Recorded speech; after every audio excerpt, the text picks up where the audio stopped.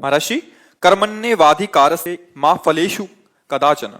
बिना फल के इच्छा के कर्म कैसे संभव है? क्योंकि जब इसलिए तुम्हें असंभव लग रहा है क्योंकि तुमने अपने को देह मान लिया है ना। देखो, मान्यता अगर एक हासिल भी चूक जाए तो सवाल पूरा हल नहीं होगा।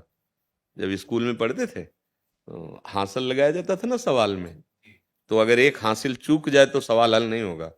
अगर एक प्लस या माइनस चूक जाए तो सवाल हल नहीं होगा। बस यहां समझना, सवाल हमारी गलत यहीं से हुआ है। तपते जीव भयो संसारी, छूटी न ग्रंथ ना भयो सुखारी। कब से? जब से इस शरीर को मैं मान लिया। इस शरीर को मैं मानने पर कभी निष्काम नहीं हुआ जा सकता, कभी भी, क्योंकि कामना का पुतला है। एक कामना पूर्ण हुई, फिर दूसरी कामना, फिर तीसरी कामना। भगवान वहां बंधन मुक्त होने के लिए कह रहे, कर्मण्येवाधिकारस्ते मा फलेषु कदाचन। जैसे हम इस कर्म से अच्छे कर्म करते हैं तो सुख आता है, और बुरे कर्म करते हैं तो दुख आता है, और दोनों कर्म हो ही जाते हैं। ऐसा नहीं किसी से अच्छा ही अच्छा होता रहे, किसी से बुरा ही बुरा होता रहे, क्योंकि ये शरीर बना है, जाने अनजाने में कुछ न कुछ बुरा हो जाता है और कुछ पुण्य हो जाता है, सुख हो जाता है। तो ये दोनों ही तो हमारे बंधन के कारण है। स्थायी तो ना सुख है और ना दुख है। आगमा पाइनो अनित्यास, ये आने जाने वाले नाशवान है। तो हमको अब ऐसी कोई गति प्राप्त करनी है जो सुख दुख से ऊपर है। अखंड प्रसन्नता, अखंड आनंद, असीम सुख, वो है श्री भगवान। अगर भक्ति से चले तो है भगवान।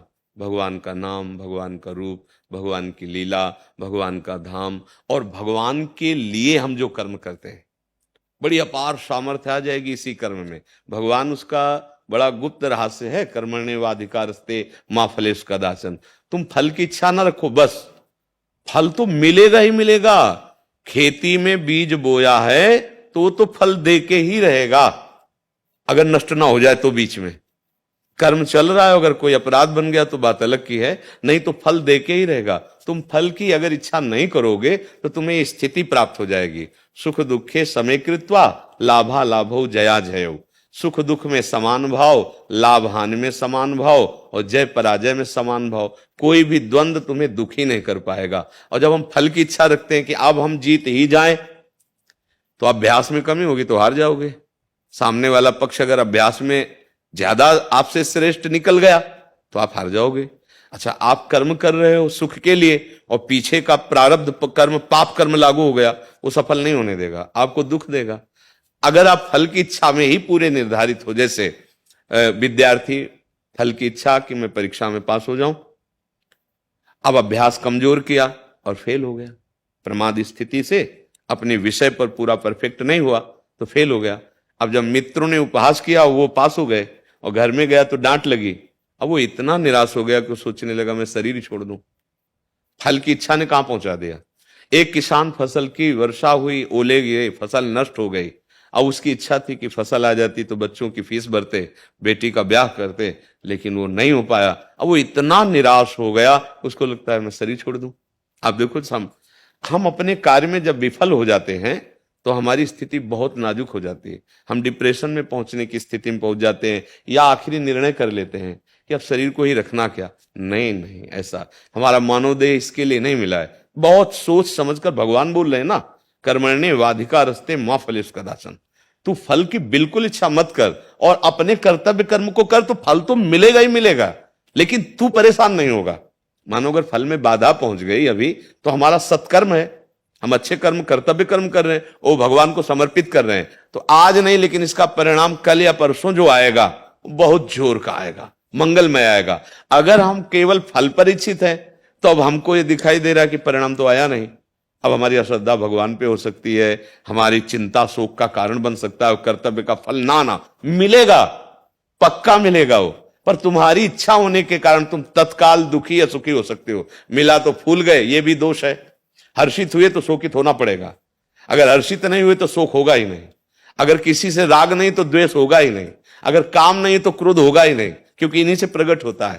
तो भगवान का जो वचन है वो हमको द्वंद्वों से मुक्त करने के लिए, पाप पुण्य से मुक्त करने के लिए, दुख सुख से ऊपर उठाने के लिए। अगर हम विवेक जागृत कर लें सत्संग के द्वारा, तो हम सुख दुख में समान भाव कर सकते हैं, पूर्ति अपूर्ति में समान भाव कर सकते हैं, तो हम जीवन मुक्त हो जाएंगे। कर्म हमें बांध नहीं पाएगा। ये जो भगवान वर्णन कर रहे हैं ना, ये कर्म बंधन ना हो इसलिए कह रहे हैं कि इच्छा ही तुम्हारा कर्म बंधन है, इच्छा रहित हो जाओ। देखो, तुमने इच्छा नहीं की बाल्यावस्था से जवानी में आने की, जवानी से बुढ़ापा में आने की, बुढ़ापा से मृत्यु में, एक सिस्टम है, चल रहा है ना, चल रहा है। तुमने कभी इच्छा नहीं की कि मुझे दुख मिले, लेकिन मिल रहा है ना, सिस्टम है। जो हमने बो दिया है वो हमें काटना पड़ेगा। तो अब हम अच्छा बो रहे हैं, अब हमें चिंता नहीं करनी। उसका फल अच्छा नहीं आ रहा है वर्तमान में, तो पूर्व का जो बुरा है वो हमें भोगना पड़ रहा है, लेकिन ये व्यर्थ नहीं जाएगा।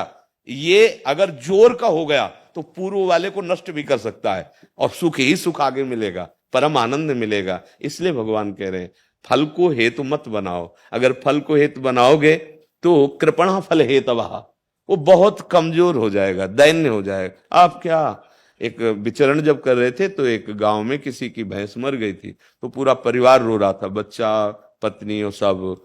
तो उसी गली से निकलना, तो क्यों रो रहे हैं लोग? तो बोले इनकी भैंस मर गई। क्या? अब बेचारे की एक ही भैंस थी और वो दूध से पूरा परिवार चला रहा था, अब वो मर गई। अब तो अपने को समझ रहे ना कि पूर्ण रूप से हम, पूरा परिवार व्यथित था। भगवान यही समझा रहे, हमारे कर्म के अनुसार परिणाम आया, हमें निराश नहीं, हम लेबरी कर लेंगे, लेकिन हमको निराश नहीं होना। आज ये अवसर आया दुख का, कल कोई सुख का अवसर आएगा, ऐसा हम विश्वास करें और फिर हम कर्म में लग जाएं। मान लो मेहनत करने लगे तो 500 रुपया मिलता है लेबरी में, तो हमारा परिवार चल जाएगा। हमको परिवार को नष्ट करने की बात नहीं आनी चाहिए, हमको अपने को नष्ट करने की बात नहीं आनी। आज समय गिरा है।